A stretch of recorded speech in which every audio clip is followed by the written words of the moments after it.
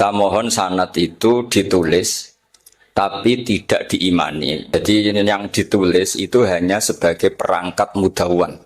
Karena kalau sampean imani itu bahaya karena nanti tidak hadits tawatur. Makanya kritiknya para ahli hadis terhadap sanadu ahli qiraah, misalnya jenengan dari Gus Najib, dari Mbak Abdul Qadir atau dari Mbak Arwani, kemudian Mbak Munawir, kemudian Syekh Yusuf Ad-Dimyati, terus Syekh Sa'id Antar misalnya sampai Syekh Haruni dan seterusnya.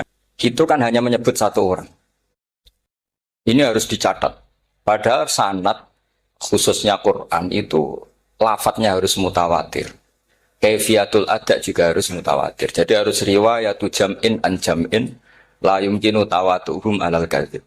Makanya kalau ngaji sanad itu harus bersamaan dengan itu kita katakan bahwa menyebut Mbah Munawir itu fardun min afrodil am. Karena kalau enggak berarti sanad kamu menjadi ahadi. Kita tahu kan hadis riwayat ahadi itu masalah. Masalah apa enggak?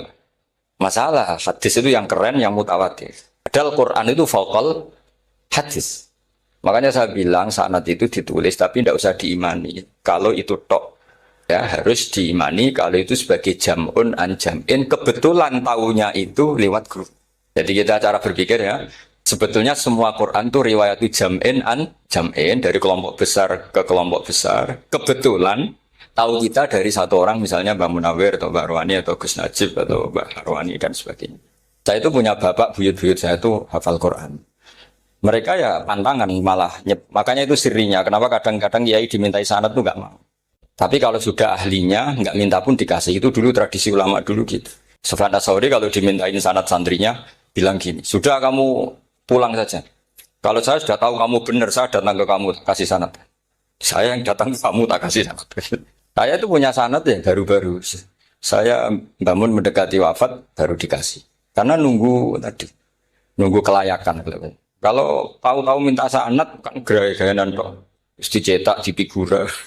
Terus seakan-akan legal jadi muridnya Gus Najib. Itu aneh. Saya ulang lagi ya. Jadi kita harus ngadepi satu hukumnya Allah. Sanadul Quran itu harus mutawatir. Malah mutawatirnya riwayat jam'in an jam'in sing la yumkinu tawatuhum alal kadzib.